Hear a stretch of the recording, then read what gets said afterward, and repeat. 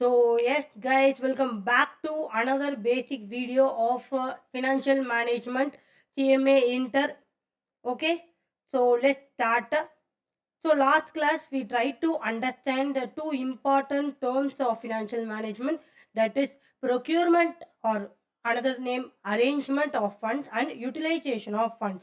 ஓகேங்களா? So last class நம்ம ரொம்ப டீட்டெயில்டாக வந்து இதை இந்த டாபிக்ஸ் வந்து கவர் பண்ணியிருந்தோம். ஸோ நீங்கள் அந்த வீடியோ பார்க்கலன்னா அந்த வீடியோ பார்த்துட்டு இந்த வீடியோ கண்டினியூ பண்ணுங்க. ஓகேங்களா? So let's continue. ஸோ நம்மளுக்கு புக்கில் ஆப்ஜெக்டிவ்ஸ் ஆஃப் ஃபைனான்ஷியல் மேனேஜ்மெண்ட் நம்ம வந்து ஆல்ரெடி டிஸ்கஸ் பண்ணியிருந்தோம். Two objectives. என்னம்மா objective? Profit maximization and then wealth maximisation. So ட்ரெடிஷ்னல்னா காலங்காலமாக வந்து நம்ம வந்து we are focusing only on profit maximization. But போக போக போக wealth maximisation is equally important. இப்போ ப்ராஃபிட் மேக்ஸிமைசேஷனா வெல்த் மேக்ஸிமைசேஷனா கேட்டிங்கன்னா profit maximization is important. So எல்லா கம்பெனி சர்வை பண்ணணும்னா ப்ராஃபிட் இருக்கணும்.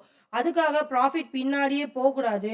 We should also concentrate on wealth maximization. சரி, what is mean by wealth maximization and all? We already discussed one simple example. ஓகேவா? It's just the market price of the share holders. So wealth எப்படி maximize பண்ண முடியும்? By increasing the market price, share market price. Share market price எப்படி வந்து நம்ம increase பண்ண முடியும்? By reinvesting into the business and developing our business. Okay va, reinvesting and developing our business. Okay ma. So in your study material take this page, profit optimization and value maximization principle. Okay ma. So என்ன சொல்லியிருக்காங்கன்னு பாரு. Profit maximization or wealth maximization financial management are basically concerned with the procurement and use of funds. Procurement and use of funds. Okay.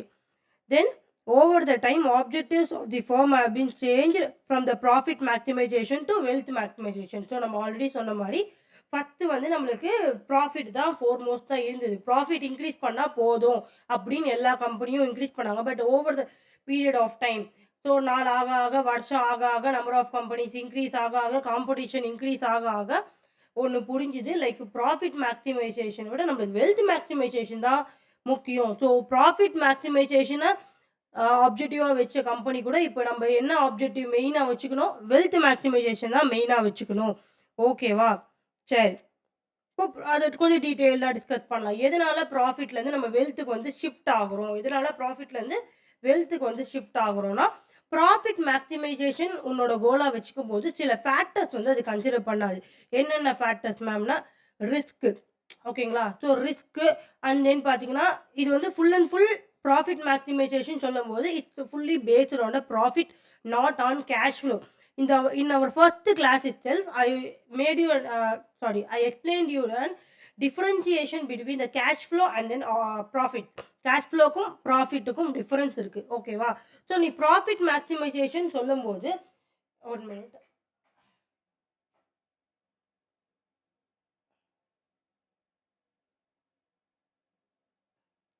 Okay, நீ profit maximization சொல்லும்போது it's fully focused on profit, not on cash flows.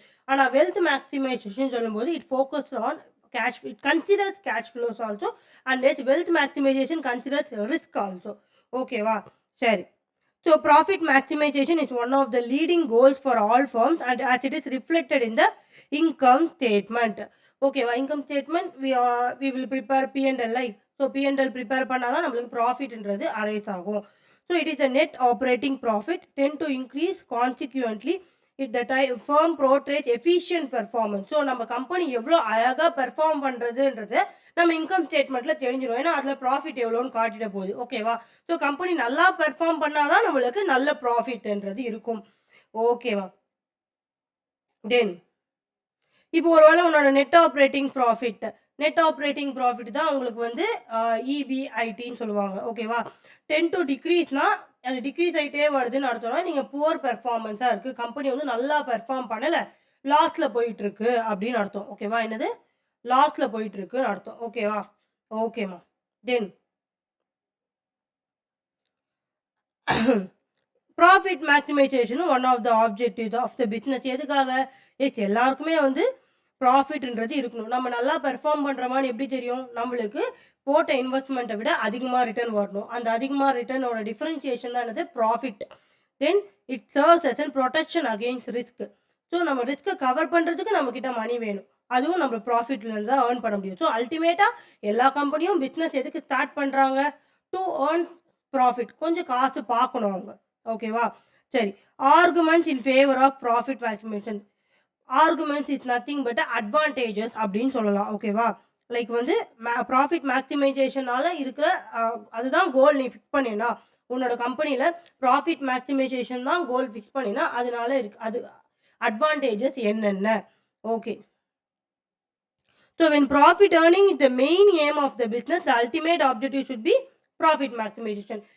நான் company ஆரம்பித்ததே profit மேக்ஸிமைசேஷனுக்காக மட்டும்தான். அது மட்டும்தான் என்னோட குறிக்கோளாக வச்சுக்கிட்டு நான் கம்பெனி ரன் பண்ண போகிறேன்னா அல்டிமேட்டாக உங்கள் ஆப்ஜெக்டிவ் என்னவாக இருக்கும்? ப்ராஃபிட் மேக்ஸிமைசேஷனாக தான் இருக்கும். அண்ட் தென் பார்த்தீங்கன்னா ஃபியூச்சர் இஸ் அன்சர்டைன். ஸோ நாளைக்கு என்ன நடக்கும்னு நம்மளுக்கு தெரியாது. Maybe after 6 months or 1 year இல்லை ஒரு 2 monthsல பெரிய ஒரு அன்அசர்டைனபிள் லாஸ் வரலாம். இல்லை அன்எக்ஸ்பெக்டட் லாஸ் வரலாம். அதுதான் அன்சர்டைனிட்டி. ஓகேவா? அன்சர்டைனிட்டினா என்னது? Future is not predictable. நம்ம நாளைக்கு என்ன நடக்கும்னு நம்மளுக்கு தெரியாது. ஓகேவா? அதனால இப்போவே நம்ம ஃபியூச்சருக்கு தேவையான காசை இப்போவே நம்ம ப்ராஃபிட்டுன்ற பேரில் ஏர்ன் பண்ணி சேர்த்து வச்சோன்னா மேபி ஃபியூச்சரில் நம்மளுக்கு ஏதாவது அன்எக்ஸ்பெக்டட் அன்பிரெடிக்டபிள் ஓகேவா அந்த மாதிரி லாஸ் வந்தால் கூட we can meet that losses with the help of the profits we have earned now. So future is uncertain. So a firm should earn more and more profit to meet the future contingencies. So futureல வர பிரச்சனைகளுக்காக இப்போவே நம்ம என்ன பண்ணணும்? Profit earn பண்ணி அதை சேர்த்து வச்சுட்டே வரணும். இதெல்லாம் அட்வான்டேஜஸ் ஆஃப் ப்ராஃபிட் மேக்ஸிமைசேஷன். ஓகேவா? Then the main source for finance for growth of your business is profit. Okay. First நம்ம பிஸ்னஸ் ஆரம்பிக்கும் போது என்னென்ன எப்படி கேபிட்டல் ரைஸ் பண்ணுறோம்? ஸோ நம்மளுக்கு என்னென்ன சோர்ஸஸ் இருக்குது? அது சோர்ஸஸ் நம்ம எப்படி டிசைட் பண்ணுவோம்? காஸ்ட் ஆஃப் கேபிட்டல் பேஸ் பண்ணி டிசைட் பண்ணுவோம். இதெல்லாம் நம்ம பேசிக் கிளாஸில் பார்த்துட்டு வந்துட்டுருக்கோம். ஸோ எதுக்காக வந்து நம்ம ஆக்சுவலாக ரைஸ் பண்ணிகிட்ருக்கோம்? பிஸ்னஸ் நல்லா போகணும், க்ரோத் பண்ணி ப்ராஃபிட் ஏர்ன் பண்ணணும். ப்ராஃபிட் நீ உனக்காக ஏர்ன் பண்ணுறியோ இல்லையோ, பட் நீ வந்து ஒன்ஸ் கேபிட்டல் ரைஸ் பண்ணிட்டீங்கன்னா அவங்களுக்கு ரிட்டர்ன் கொடுக்கணும். அதுக்காகவே நீ ப்ராஃபிட்ன்றது ஏர்ன் பண்ணி தான் ஆகணும். ஓகேவா? அதே மாதிரி உன்னோட க்ரோத்துக்கு உன்னோட கம்பெனி க்ரோத்துக்கும் ப்ராஃபிட் தான் உனக்கு ஹெல்ப் ஆகும். நீ ஃபஸ்ட்டு ப்ராஃபிட் எடுத்து காட்டினா தான் இன்வெஸ்டர்ஸ் திரும்பி வந்து உங்கள் கம்பெனியில் இன்வெஸ்ட் பண்ணுவாங்க. ஓகேவா? ஸோ ப்ராஃபிட் வந்து உன்னோட க்ரோத்துக்கு ரொம்ப ஹெல்ப்ஃபுல்லாகவே இருக்கும். அதே மாதிரி உன் ப்ராஃபிட்டை எடுத்து நீ திருப்பி ரீஇன்வெஸ்ட் பண்ணலாம். இது ஒரு பெஸ்ட் சோர்ஸ் ஆஃப் ஃபினான்ஸ் இல்லையா? ரீடைன்ட் ஏர்னிங்ஸ் நம்ம சொன்னோம் இல்லையா? Reinvested for future development of ஒரு பிஸ்னஸ்ஸு. அதனால ப்ராஃபிட் மேக்ஸிமைசேஷன் ரெக்யூர்ட் அப்படின்னு சொல்கிறாங்க. ஓகே. தென் ஸோ ஜென்ரலாக வந்து நம்மளை ஒரு பிஸ்னஸ் சர்வை பண்ணணுன்னாலே கண்டிப்பாக ப்ராஃபிட் இருக்கணுன்றது நம்மளுக்கு எல்லாருக்கும் தெரியும். Argument against profit maximization. அகெயின்ஸ்ட்னா டிஸ்அட்வான்டேஜ், இன் ஃபேவர், அன்ஃபேவர். ஓகேவா? சரி. It's not favour. Okay. It leads to exploitation of workers and consumers. What is mean by this? சரி, எனக்கு ப்ராஃபிட் மேக்ஸிமைசேஷன் தான் இம்பார்ட்டன்ட் அப்படின்ட்டு சே ஃபார் அன் எக்ஸாம்பிள் நான் ஒரு manufacturing company வச்சுருக்கேன். ஒரு நாளைக்கு ஒரு லேபர் என்னோட ஃபேக்ட்ரியில் ஒர்க் பண்ணுறவங்க பேர் லேபர் இல்லையா? ஒரு நாளைக்கு 8 hours ஒர்க் பண்ணால் say for an example 50 units manufacture பண்ண முடியும். இதே 8 hours ஒர்க் பண்ணால் 16 hours ஒர்க் பண்ணால் 100 units மேனுஃபேக்சர் பண்ண முடியும். இதே 20 hours ஒர்க் பண்ணால் 120 units மேனுஃபேக்சர் பண்ண முடியும். Say for an example. ஓகேவா? யூஸ்வலாக வந்து நம்மளுக்கெல்லாம் ஒர்க் டைமிங்ஸ் ரூல்ஸ் படி எவ்வளோமா? 8 hours. 8 hoursனால் 50 units வந்து நீங்கள் ஒரு நாளைக்கு மேனுஃபேக்சர் பண்ணலாம். பட் என்னோட கோல் என்னது? Ma'am profit maximisation. நான் கம்பெனி ஸ்டார்ட் பண்ணதே ப்ராஃபிட்டு இது மட்டும்தான் பார்க்க போகிறேன். மற்ற எதையும் கன்சிடர் பண்ண மாட்டேன். ஸோ ஒரு நாளைக்கு 16 hours ஒர்க் பண்ணால் 100 units மேனுஃபேக்சர் பண்ண முடியும்ல?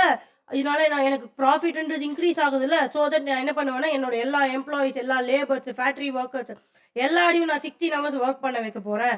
ஸோ தட் நான் ஒரு நாளைக்கு 100 units மேனுஃபேக்சர் பண்ணி டபுள் ப்ராஃபிட் பார்க்க போகிறேன். ஸோ 50 units மேனுஃபேக்சர் பண்ணால் எனக்கு சே ஃபார் எக்ஸாம்பிள் 10,000 வருதுன்னா 100 units மேனுஃபேக்சர் பண்ணால் 20,000 வரும். ஸோ டபுள் ப்ராஃபிட் பார்க்க போகிறேன். என்னோட கோல் என்னது? Profit maximisation. ஸோ அதை நோக்கி மட்டும்தான் நான் போக போகிறேன் அப்படின்னு நீ போனீங்கன்னா உங்களோட ஒர்க்கர்ஸ், கீழே இருக்கிற ஒர்க்கர்ஸ், லேபர்ஸ் யாரையுமே கன்சிடர் பண்ணாமல் அவங்களோட எஃபர்ட்ஸ் எல்லாமே நீ மதிக்காம, ஸோ நீ வந்து அவங்கள எக்ஸ்ப்ளாய்ட் பண்றன்னு அர்த்தம். ஓகேவா? ஸோ தட் அது ஒரு பெரிய டிஸ்அட்வான்டேஜஸ். நீ ப்ராஃபிட் மேக்ஸிமைசேஷன் ஒரு கோல் வச்சதுனால, you are troubling your employees to work more than the required hours. நீ ப்ராஃபிட் பார்க்கணுன்றதுனால, உன்னோட ஒர்க்கர்ஸ் அண்ட் லேபர்ஸை நீ வந்து அதிகமா வேலை வாங்குற. ஓகேவா? Then it ignore the risk factors associated with profit. So profit maximisation தான் போக முடியும். அந்த கோல் தான் வச்சுக்கும்போது நம்மளுக்கு அதில் இருக்க ரிஸ்க் ஃபேக்டர்ஸ் வந்து நம்ம இக்னோர் பண்ணிடுறோம். ஸோ அதுவுமே ஒரு disadvantage to profit maximization. And then profit in itself it's a vague concept. Vague is nothing but it is not clear. ப்ராஃபிட்னா நீ வந்து என்ன சொல்கிற ப்ராஃபிட்டுன்றது it is not clear in நேச்சர்னு அர்த்தம். ஓகேவா? இது வந்து ஒருத்தருக்கும் ஒரு மாறி இருக்கும். டிஃப்ரெண்ட்லி டு டிஃப்ரெண்ட் பீப்புள்னு சொல்கிறாங்க. ஓகே. அதனால தான் இந்த டிஸ்அட்வான்டேஜஸ்லாம் கன்சிடர் பண்ணி தான் என்ன சொல்கிறாங்கன்னா ஃபைனான்ஷியல் மேனேஜ்மெண்ட்டில் profit maximization as an objective of financial management has be considered inadequate. இது மட்டும் பத்தாது. ஒரு கம்பெனி லாங் டேர்மாக பார்க்கும்போது நல்லா ரன் பண்ணணும் அப்படின்னா வெறுமே ப்ராஃபிட் மேக்ஸிமைசேஷன் மட்டும் ஆப்ஜெக்டிவாக வச்சுருந்தா அது லாங் டேர்முக்கு நல்லது கிடையாது. இது மட்டும் பத்தாது. இன்அட்வொகேட்னா it's not enough. It is not எனஃப்னு அர்த்தம். ஓகேவா? So it is as it is a short run concept. So இது வந்து லாங் ரன் மாதிரி யோசிக்கல. ஏதோ இன்னைக்கு நான் ஆரம்பித்தேன் 1 இயர் 2 இயர் இவ்வளோ ப்ராஃபிட் ஏர்ன் பண்ணிட்டேன் இப்படி தன்ற மாதிரி தான் இருக்குது. பட் லாங் டேர்மாக யோசிச்ச அப்படின்னா நீ வந்து க்ரோத் வந்து இன்க்ரீஸ் பண்ணுற மாதிரி இல்லை. வெறும் ப்ராஃபிட்டுன்னு ஓடி நிறைய ரிஸ்க் ஃபேக்டர்ஸ் வந்து இக்னோர் பண்ணுறேன். அண்ட் தென் பார்த்தீங்கன்னா எம்ப்ளாயீஸ் லேபர்ஸ்லாம் எக்ஸ்ப்ளாய்ட் பண்ணுற உன்னோட ப்ராஃபிட் மேக்ஸிமைசேஷன். ஸோ லாங் டேர்மாக பார்த்தீங்கன்னா இது உனக்கு நல்லது கிடையாது. ஷேர் ஹோல்டர்ஸ் யாரெல்லாம் இன்வெஸ்ட் பண்ணாங்களோ நீ ஒரு பணப்பேய் பிடிச்சிருக்கன்னு சொல்லிட்டு போயிடுவாங்க. ஓகேவா? உன்னோட எம்ப்ளாயீஸ் எல்லாருமே வந்து போயிடுவாங்க. ஸோ இதோட சேர்த்து உன்னோட கோல் வந்து இன்னும் நியாயமானதாக இருக்கணும். அதுதான் என்னதுமா? Wealth maximization. Another name value maximization. Okay. Increasing shareholder value. Increasing shareholder value na it's the share price of the shareholder. Over time it's the bottom line of every move we make. Okay. இது யார் சொல்லியிருக்காங்கன்னா CEO cocoa Cola company வந்து சொல்லியிருக்காங்க. ஓகேவா? Okay. Wealth maximisation is considered as appropriate object. இதுதான் வந்து ஒரு கரெக்டான ஆப்ஜெக்டிவ்ஸ். ஒரு என்டர்பிரைஸை லாங் டேர்மாக வந்து சர்வை பண்ணணும் அப்படின்னா வெல்த் மேக்ஸிமைசேஷன் தான் வந்து என்னது கரெக்டான objective. Okay, enterprise is nothing but a company. Okay. Then ma'am, shareholders-ஓட wealth எப்படி கண்டுபிடிப்பீங்க? ஸோ ஷேர்ஹோல்டர்ஸோட வெல்த் எப்படி கண்டுபிடிப்போம்னா சிம்பிள். நான் என்ன சொன்னேன்? வெல்த்னா என்ன சொன்னேன்? வேல்யூனா என்னது? Market price. மார்க்கெட் ப்ரைஸ் என்னது? ஷேர்ஹோல்டர்ஸோட ஷேர் மார்க்கெட் ப்ரைஸ். ஸோ எவ்வளோ வேல்யூன்னு எப்படி கால்குலேட் பண்ணணும், எவ்வளோ வெல்த்ன்னு கால்குலேட் பண்ணணும்? It's nothing but market price எடுத்துக்கோ. அண்ட் தென் எவ்வளோ ஷேர்ஸ் இருக்குது, எவ்வளோ ஷேர்ஸ் வச்சுருக்காங்க. So market price into number of shares. So number of shares owned into current market price per equity share. ஓகேவா? ஸோ இதுதான் என்னதுமா? வெல்த்துக்கான ஃபார்முலா. நீ எப்படி வந்து வெல்த்து வந்து வேல்யூ அரைவ் பண்ணுவ அப்படின்னா மார்க்கெட் ப்ரைஸ் எடுத்துக்கோ, கரண்ட் மார்க்கெட் ப்ரைஸ் எடுத்துக்கோ, அண்ட் தென் எவ்வளோ ஷேர்ஸ் வச்சுருக்காங்க. ஸோ இது இன்ட்டு பண்ணினா உனக்கு வேல்யூ கிடச்சிரும். ஓகேவா? By this way you can calculate your wealth of your company, of your share holder, wealth of your share holder. Okay. See எப்படி சொன்னேன்? ஷேர் ஹோல்டர்ஸ் வெல்த் வந்து எப்படி நல்லா இருக்கும்னு சொன்னேன்? Higher the share price per share the greater will be the share holders wealth. So share ஹோல்டரோட share price, அவங்க hold பண்ணியிருக்க ஒரு ஷேர் ப்ரைஸ் ஏற ஏற அவங்களோட வெல்த்தும் வந்து ஏறிட்டே போகும் அப்படின்னு சொல்கிறாங்க. ஸோ இதே மாதிரி அட்வான்டேஜஸ் அண்ட் டிஸ்அட்வான்டேஜஸ் பார்க்கலாம். ஓகே. ஓகே. ஸோ ஷேர் ஹோல்டர்ஸோட வெல்த் இன்க்ரீஸ் ஆகிருக்குன்னா அந்த இடத்துல என்ன நடந்திருக்கு? ஸோ ஒரு ஷேர் ஹோல்டரோட ஷேர் ப்ரைஸ் இன்க்ரீஸ் ஆகிருக்குன்னா டெஃபினட்டாக கம்பெனியில் ஏதோ க்ரோத் நடந்திருக்கு, டெவலப்மெண்ட் நடந்திருக்குன்னு அர்த்தம். ஸோ growth நடந்திருக்கு, டெவலப்மெண்ட் நடந்திருக்கு, ஷேர் ஹோல்டர்ஸோட ஷேர் பிரைஸும் இன்க்ரீஸ் ஆயிருக்குன்னா, அட் த சேம் டைம் உன்னோட ப்ராஃபிட்டும் உன்னோட கம்பெனி நல்லா போய்க்கிட்டு இருக்குன்னு அர்த்தம். ஓகேவா? ஸோ உன்னோட கம்பெனி நல்லா போயிட்டு இருக்குன்னா, உனக்கு கடன் குடுத்தவங்களோட ஈஸியா சாட்டிஸ்ஃபை பண்ண முடியும். ஈஸியா நீ வந்து ரிட்டர்ன் குடுத்துடலாம். அதுதான் என்ன சொல்றாங்க, advantages of wealth maximisation. So due to wealth maximisation the short term money lenders like வந்து 6 மந்த்ஸ், 1 இயர் இந்த வொர்க்கிங் கேப்பிட்டலுக்காக வந்து மணி குடுத்துருப்பாங்கல்ல. ஸோ அவங்கள நீ வந்து ஈஸியா வந்து செட்டில் பண்ணிடலாம். டைமுக்கு பேமெண்ட் குடுத்துறலாம். இதே லாங் டெர்ம் ஃபண்ட்ஸ் குடுத்தவங்க பேங்க் கிட்ட இருந்து லோன் வாங்கியிருப்ப, அதையுமே உன்னால ஈஸியா செட்டில் பண்ண முடியும். அண்ட் தென் பார்த்தீங்கன்னா, எம்ப்ளாயீஸோட ஷேரும் வந்து வெல்த் வந்து இன்க்ரீஸ் ஆகுது. தென் சரி வெல்த் மேக்ஸிமைசேஷனுக்கும் என்னென்ன டிஸ்அட்வான்டேஜஸ் இருக்குன்னா, it is socially undesirable. It is not a descriptive idea. Only stock holders wealth maximization does not lead to firms wealth maximisation. So இங்க வந்து நம்ம ஃபோக்கஸ் பண்றது வந்து ஷேர் ஹோல்டர்ஸோட wealth maximization. We are not telling that firms wealth maximization. இது அட்மோஸ்டா யாருக்கு நல்லதுன்னு பார்த்தீங்கன்னா, ஷேர் ஹோல்டர்ஸ்க்கு. கம்பெனிக்கு கிடையாது. ஓகேவா? ப்ராஃபிட் மேக்ஸிமைசேஷன் வந்து கம்பெனிக்கு நல்லது. ஏன்னா profit is enjoyed by the company and then reinvested by the company for future purpose. ஓகேவா? Profit is ultimately enjoyed by the company after giving the interest, dividend and all taxes to the government. But wealth maximization சொல்லும்போது we are not saying it is firm's wealth maximization, shareholders wealth. So இங்க அல்டிமேட்டா யார் வந்து ஹாப்பியா இருக்கா wealth மேக்ஸிமைசேஷன்ல? Share holders. So ஃபர்மால அது ஒத்துக்க முடியல. நான் பிசினஸ் ஸ்டார்ட் பண்ணேன், நான் ரன் பண்றேன், நான் இன்வெஸ்ட் பண்ணியிருக்கேன். ஸோ எனக்காக நான் ப்ராஃபிட் மேக்ஸிமைசேஷன் கோல்னு வச்சுக்கிட்டு ப்ராஃபிட் நான் பின்னாடி ஓடுறேன்னா அது தப்புன்னு சொல்றீங்க. பட் வெல்த் மேக்ஸிமைசேஷன் இன்க்ரீஸ் பண்ணுன்னு சொல்றீங்க. பட் அட்மோஸ்டா பார்த்தீங்கன்னா wealth maximization it's beneficial to the share holders, not for the company. ஓகேவா? ஏன்னா ஷேர் ஹோல்டர்ஸோட wealth does not lead to firms wealth maximization. அப்போ எதுக்கு மேம் நம்ம வெல்த் மேக்ஸிமைசேஷன் இன்க்ரீஸ் பண்ணுறோன்னா to satisfy our investors. So investors வந்து satisfy ஆயிட்டாங்க அப்படின்னா, ஸோ தேர் எக்ஸ்பெக்டேஷன் நம்ம மெட் பண்ணிட்டோம் அப்படின்னா, ஸோ அவங்களால லாங் டேர்மாக பார்த்தீங்கன்னா நம்ம கம்பெனி சர்வைவ் ஆகும். ஓகேவா? ஸோ நான் சொன்ன மாதிரி wealth maximisation is a long term sustainable objective of the firm. Okay. So இது வந்து ப்ராஃபிட்னா நீ இன்னைக்கு இந்த ஷார்ட் டேர்ம் ஒரு 2 இயர்ஸ் 3 இயர்ஸ்க்குள்ளே யோசிக்கிறேன். ஓகே நான் வந்து லோன் வாங்கியிருக்கேன், வெளியே ஷேர்ஸ் ரைஸ் பண்ணியிருக்கேன், டிபெஞ்சர்ஸ் வாங்கி இன்வெஸ்ட் பண்ணிட்டேன். இந்த ப்ராஜெக்ட் நான் செக் பண்ணி ப்ராஃபிட் மேக்ஸிமைசேஷன் என்னோட ஆப்ஜெக்டிவாக வச்சுக்கிட்டு ப்ராஃபிட் வந்து ஏர்ன் பண்ணிடுவேன். ஓகே இவங்களுக்கெல்லாம் செட்டில் பண்ணிடுவேன். ஸோ நீ யோசிக்கிறது வந்து ரொம்ப ஷார்ட் டேர்மாக இருக்குது. மற்ற ஃபேக்டர்ஸ்லாம் கன்சிடரே பண்ணல நீ. ஓகேவா? ஸோ பின்னாடி ப்ராஃபிட்டுன்னு போயிட்டுருக்கு. பட் ப்ராஃபிட்டுக்கு வந்து டெஃபினிஷன் கரெக்டாக கிடையாது. ஸோ உன் பாயிண்ட் ஆஃப் வியூவில் உனக்கு ஒரு ப்ராஃபிட், இன்னொரு பாயிண்ட் ஆஃப் வியூவில் அவங்க ஒரு ப்ராஃபிட் சொல்லிட்டு புரிஞ்சுப்பாங்க. ஓகேவா? ஸோ ஆனால் வெல்த் மேக்ஸிமைசேஷன் வந்து லாங் டேர்ம் க்ரோத்தாக வந்து யோசிப்பாங்க. ஸோ அட்மோஸ்ட் பெனிஃபிஷியல் யாருக்குன்னா ஷேர் ஹோல்டர்ஸ் தான், not for the company. But still இது லாங் டேர்மாக யோசிக்கும் போது wealth maximization is the best objective for every company to survive for the long term. Okay. சரி இது ரெண்டுத்துக்கும் நடுவில் கான்ஃப்ளிக்ட் என்ன மேம்? லைக் வந்து ப்ராஃபிட்டா வெல்த்தா ஏன் வந்து நம்ம இதை பற்றி டிஸ்கஸ் பண்ணுறோன்னா, இதுக்கு ரெண்டுத்துக்குள்ள காமன் பாயிண்ட்ஸ் நம்ம தெரிஞ்சுக்கணும். லைக் வந்து wealth maximisation consider the cash flows not the profit figure. Okay. So நான் சொன்ன மாதிரி ப்ராஃபிட் மேக்ஸிமைசேஷனா வெறும் ப்ராஃபிட் மட்டும்தான் பார்ப்பாங்க, கேஷ் ஃப்ளோஸ் பார்க்க மாட்டாங்க. பட் வெல்த் மேக்ஸிமைசேஷன் அப்படி கிடையாது. They will consider the cash flows. Okay. And then வந்து wealth maximization long term in nature. And then wealth maximization considers the risk factor which profit maximization does not. Okay. அதே மாதிரி profit மேக்ஸிமைசேஷனை time value of money concept வந்து ignore பண்ணிடுவாங்க. Time value of money concept is very important. ஓகேவா? Like வந்து next நம்ம அதுதான் படிக்க போகிறோம், time value of money. Okay. Time value of மணியில் நம்ம என்ன மேம் மேஜராக பார்ப்போம்னா, இட்ஸ் நத்திங் பட் சிம்பிள், ஒரே ஒரு விஷயம்தான். இன்னைக்கு நான் ஒரு 10 rupees தரேன், ஆஃப்டர் 1 இயர் ஒரு 10 rupees தரேன்.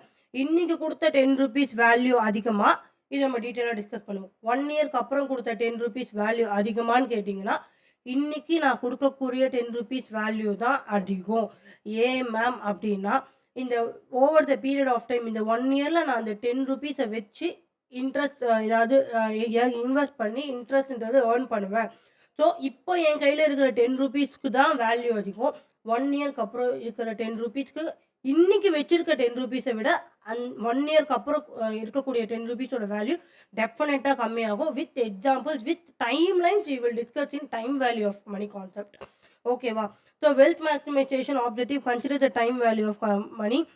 ஓகே. அதனால வந்து நம்ம cash flows different point of வியூவில் வந்திருந்தாலும் we will discount it to the present value. Present வேல்யூக்கு நம்ம எடுத்துகிட்டு வரதுனால கரெக்டான ஃபிகர் நம்மளுக்கு தெரியுது. ஓகேவா? கரெக்டான ஃபிகர் நம்மளுக்கு தெரியுது. இப்போ நான் ஒரு எஸ்டிமேஷன் வச்சுக்கிறேன். அடுத்த வருஷம் எனக்கு வந்து ஒரு 10,000 கேஷ் ஃப்ளோ வருதுன்னு வச்சுக்கோ. பட் வந்து அடுத்த வருஷம் 10,000 அப்படின்றத வச்சு நான் டிசைட் பண்ண முடியாது. I need to present value. இப்போ எனக்கு அது என்ன வேல்யூ? அடுத்த வருஷம் 10,000 is not equal to now present value. So அதுக்கு நம்ம டிஸ்கவுண்ட் பண்ணுவோம். அதெல்லாம் நம்ம டைம் வேல்யூ ஆஃப் மணியில் டிஸ்கஸ் பண்ணலாம். டிஸ்கவுண்ட் பண்ணி ப்ரெசென்ட் வேல்யூவில் எடுத்துகிட்டு வருவோம். அதை வச்சு தான் we need to make decisions. So investment decisions ஒரு கேபிட்டல் பட்ஜெட்டிங் சாப்டர் இப்படி தான் நம்ம பண்ணுவோம். ஸோ நம்மளுக்கு ஃபியூச்சரில் வரக்கூடிய கேஷ் ஃப்ளோஸை we will estimate. After estimate and evaluation we will bring it to the ப்ரெசென்ட்டை கொண்டு வந்துட்டு we will decide whether to accept that project, whether to invest in that project and all. ஓகேவா? தென் வந்து wealth maximisation qualitative குவான்டிட்டேட்டிவ் ரெண்டுமே வந்து எடுத்துக்குது. Then a firm with wealth maximization. Okay, ஒரு firm வந்து வெல்த் மேக்ஸிமைசேஷன் தான் ஆப்ஜெக்டிவ் அப்படி வச்சுருக்கவங்களுக்கு ரெகுலர் டிவிடெண்ட் பே பண்ணுவாங்க share holders. Whereas those having profit maximization வச்சுருக்கவங்க யோசிச்சு பாரு, அவங்களோட டிவிடெண்ட் டெசிஷன்ஸ் எப்படி இருக்கும். நம்ம 3 டெசிஷன் பார்த்தோம். Investment decision, financing decisions and then dividend decision. So ஒரு கம்பெனியோட மெயின் ஆப்ஜெக்டிவ் ப்ராஃபிட் மேக்ஸிமைசேஷனாக இருந்தால் அவங்களோட டிவிடெண்ட் டெசிஷன்ஸ் என்னவாக இருக்கும்? டிவிடெண்ட் டெசிஷன்ஸில் என்ன மேம் பண்ணுவோம்? We will figure it out the optimum dividend pay out policy. நம்ம என்ன ஃபிக்ஸ் பண்ணுவோம்? Optimum dividend pay out policy. What is the meaning for optimum? Best dividend pay out பாலிசினா like வந்து எவ்வளோ from the profit we have earned after paying interest and taxes to the government, we will separate. So நம்மளோட profit எப்படி பிரியும்? நம்மளோட profit வந்து எப்படி பிரியும் ma'am? Dividend and then retained earnings. ஓகேவா? retained earnings will be retained by the company for future purpose. Usually retained earningsல என்ன பண்ணுவாங்க? reinvested to the company for growth. கரெக்டா? ஸோ டிவிடெண்ட் என்ன பண்ணுவாங்க? will be distributed to equity shareholders. கரெக்டா? Okay. So இப்போ dividend pay out ratio கண்டுபிடிக்கணும். பே out ரேஷியோனா like இந்த ப்ராஃபிட்டில் எவ்வளோ பர்சன்டேஜ் டிவிடெண்ட் கொடுக்க போகிறேன், எவ்வளோ பர்சன்டேஜ் ரீடைன் ஏர்னிங்ஸ் பண்ண போகிறேன் அப்படின்ட்டு. ஸோ 60% டிவிடெண்ட் பே அவுட் ரேஷியோனா 40% ரீடைன் ஏர்னிங். இப்போது உன்னோட கம்பெனியோட மெயின் ஆப்ஜெக்டிவ் ப்ராஃபிட் மேக்ஸிமைசேஷனாக இருந்தால் உன்னோட மைண்ட் எப்படி ஒர்க் ஆகும்? எனக்கு ப்ராஃபிட் அதிகமாக இருக்கணும், ப்ராஃபிட் நான் தான் வச்சுக்கணும், நான் ஏன் ஷேர் ஹோல்டர்ஸ் கொடுக்கணும் அப்படின்ற ஒரு எண்ணத்தில் ஒன்றும் ஷேர் ஹோல்டர்ஸ்க்கு கொடுக்க மாட்டேன் டிவிடெண்ட். அப்படின்னா கொடுத்தாலும் ரொம்ப கம்மியாக கொடுப்பேன். ஓகேவா? So it is not correct. உன்னை நம்பி இன்வெஸ்ட் பண்ணியிருக்காங்க. So you need to provide dividend regularly. இதே நீ வெல்த் மேக்ஸிமைசேஷனை வந்து ஆப்ஜெக்டிவாக வச்சுருந்தோன்னா கண்டிப்பாக ஷேர் ஹோல்டர்ஸ் வெல்த் எப்படி இன்க்ரீஸ் ஆகும்? அவங்களுக்கு டிவிடெண்ட் அண்ட் தென் அவங்க ஷேர் ப்ரைஸும் இன்க்ரீஸ் ஆகணும். 2 விஷயம் ஷேர் ஹோல்டர்ஸ் எக்ஸ்பெக்ட் பண்ணுவாங்க. நம்ம லாஸ்ட் கிளாஸ் பார்த்துருந்தோம். கரெக்டாக, ஒன்று கேபிட்டல் கெயின், இன்னொன்று வந்து டிவிடெண்ட். ஸோ நீ வெல்த் மேக்ஸிமைசேஷன் உன்னோட ஆப்ஜெக்டிவாக வச்சுருந்தோன்னா டெஃபினட்டாக நீ கரெக்டாக என்ன பே பண்ணுவ? டிவிடெண்ட்றது பே பண்ணுவ. ஓகே. அதே மாதிரி ஷேர் ஹோல்டர்ஸும் எதை ப்ரிஃபர் பண்ணுறாங்க? ஒரு என்டர்பிரைஸோட மெயின் ஆப்ஜெக்டிவாக வெல்த் மேக்ஸிமைசேஷனாக தான் இருக்கணும்ன்ட்டு ஷேர் ஹோல்டர்ஸும் ப்ரிஃபர் பண்ணுறாங்க. ஓகேவா? ஸோ இதெல்லாம் தான் வந்து detailed discussion about profit maximization and wealth maximization, 2 important objectives. But ப்ராஃபிட்டாக வெல்த்தான் வந்தால் எது நம்ம ஃபாலோ பண்ணோம்? இப்போ வந்து வெல்த் தான் ஃபாலோ பண்ணோம். ஸோ இதுக்கு முன்னாடி ப்ராஃபிட் மேக்ஸிமைசேஷன் சொல்லிட்டு இருந்தாங்க. ஸோ நாள் போக போக போக காம்படிஷன் இன்க்ரீஸ் ஆக இன்வெஸ்டர்ஸ் நிறைய பேர் வர வர இன்வெஸ்டர்ஸ் எக்ஸ்பெக்டேஷன் சாட்டிஸ்ஃபை பண்ணுறது தான் பெரிய விஷயம். ஸோ அவர் ஃபோர்மோஸ்ட் ஆப்ஜெக்டிவ் என்னவாக இருக்கணும்? வெல்த் மேக்ஸிமைசேஷனாக தான் இருக்கணும். ஓகேவா? Next one last concept in this basic class, dynamic role of a CFO in emerging business environment. சரி, ஸோ சிஎஃப்ஓனா யாருன்னு தெரியுமா? Chief financial officer. So dynamic ரோல்னா இது டைனமிக் சிம்பிள் மீனிங் வந்து சேஞ்சிங் ரோல். ஓகேவா? லைக் வந்து இவர் வந்து ஃபைனான்ஷியல் ஆஃபீஸர். ஸோ இவருக்கு வந்து எப்படி இருக்கும்னா, லைக் வந்து ஃபண்ட்ஸ் ரெய்ஸ் பண்ணுறதுலேருந்து இன்வெஸ்ட் பண்ணதுல வரைக்கும் எல்லா வேலையும் இவர் வந்து பங்கெடுத்துப்பாரு. ஓகே. ஸோ இவர் வந்து ஃபைனான்ஸ் மேனேஜர்ன்னு சொல்லலாம். ஸோ ஒரு கம்பெனி டெவலப்மெண்ட்ல இவர் ரோல் வந்து இம்பார்ட்டண்ட்டா இருக்கும். ஓகேவா? சரி. இவர் என்னென்னலாம் பண்ணுவாருன்னு பார்ப்போம். The responsibilities of CFO include 10 நம்ம இதெல்லாம் ஆல்ரெடி நம்ம டிஸ்கஸ் பண்ணியிருக்கோம். Estimating the total requirements of the funds for a given period. So இவ்வளோ பீரியட் ஆஃப் டைமுக்கு நம்ம இவ்வளோ ஃபண்ட்ஸ் நம்மளுக்கு இவ்வளோ ஃபண்ட்ஸ் தேவைன்றது first they need to estimate. இப்போ நம்ம ஃபர்ஸ்ட் கிளாஸில் எம்ஜிஏ சிஎம்ஏ கிளாஸஸ்ன்னு ஒரு கம்பெனி நடத்தணும்னா, எஜுகேஷனல் சர்வீஸ் கம்பெனி நடத்தணும்னா வி நீட் 20 லேக்ஸ்ன்னு சொல்லிட்டு வி எஸ்டிமேட்டட். கரெக்டா? அதுதான் வந்து total requirement of funds for a given period. And then அத வந்து நம்ம ரைஸ் பண்ண ஆரம்பிக்கணும். என்னென்ன சோர்சஸ் அதெல்லாம் நம்ம ஆல்ரெடி டிஸ்கஸ் பண்ணிட்டோம். Equity, debt. ஈக்விட்டினா ப்ரிஃபரன்ஸு, ஈக்விட்டி ஷேர் ஹோல்டர்ஸு, டெட்னா டிபெஞ்சர் ஹோல்டர்ஸு, லோன்ஸு. ஓகேவா? இது போக இன்டர்நேஷனல் ஃபைனான்ஸும் நீ வாங்கலாம். ஃபாரின் இன்வெஸ்டர்ஸ் கிட்டயும் நீ வந்து என்ன பண்ணலாம்? You can ask for money. Okay.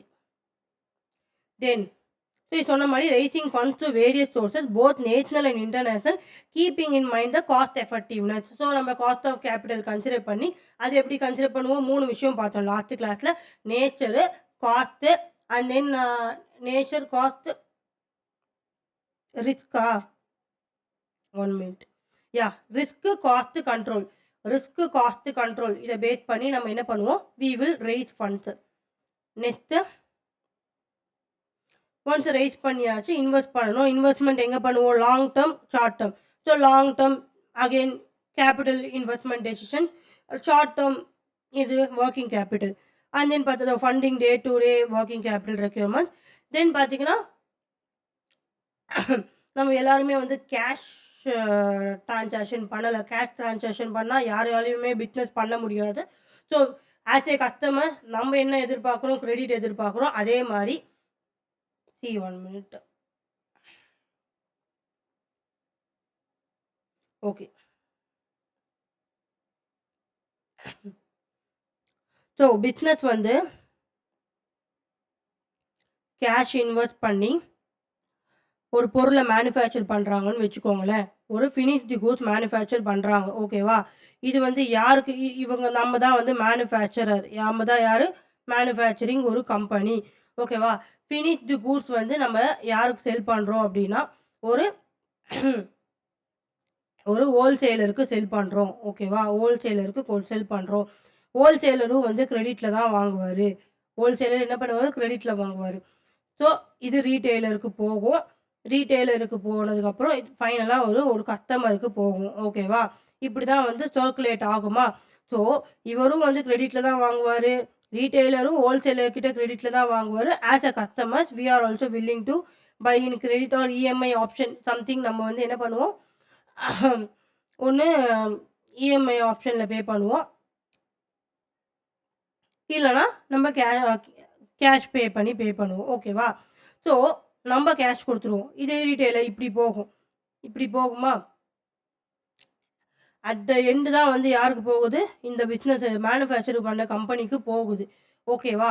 So இப்படி தான் மணின்றது வந்து சர்க்குலேட் ஆகும். மணி வந்து பிஸ்னஸ்குள்ளேயே வந்து சர்க்குலேட் ஆகும். ஸோ கொஞ்ச நாளைக்கு வந்து அந்த மணி வந்து லாக் ஆகிடும். கேஷ்ன்றது லாக் ஆகிடும்னா கிரெடிட் சிஸ்டமில் தான் இப்போல்லாம் நம்ம பிஸ்னஸ் பண்ணிகிட்ருக்கோம். ஓகேவா?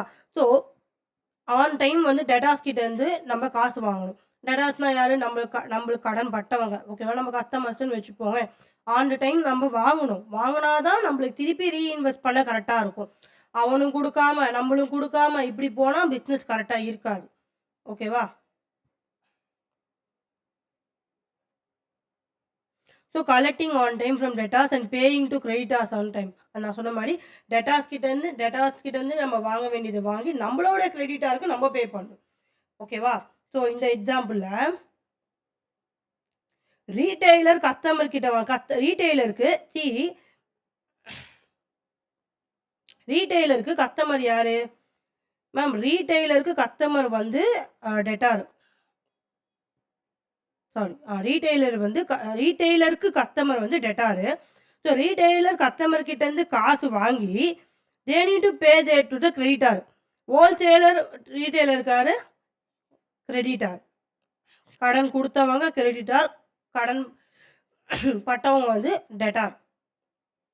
ஸோ சிம்பிள்மா. ரீட்டெய்லர் இங்க இருக்காரு. ஹோல்சேலர் இங்க இருக்காரு.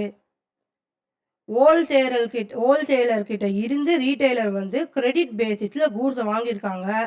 Retailer is selling it to customer. So இந்த கஸ்டமர நம்ம இன்னொரு நேம் என்னன்னு சொல்லலாம்? டெட்டார்ன்னு சொல்லலாம். இப்போ இந்த ரீட்டெய்லர் இருக்கார்ல, retailer need to collect cash from the customer. ஓகேவா? கஸ்டமர் கிட்ட இருந்து கேஷ் வாங்கிட்டு தே need to pay to the wholesaler. So இந்த ஹோல்சேலர் யாருன்னா கிரெடிட்டார்.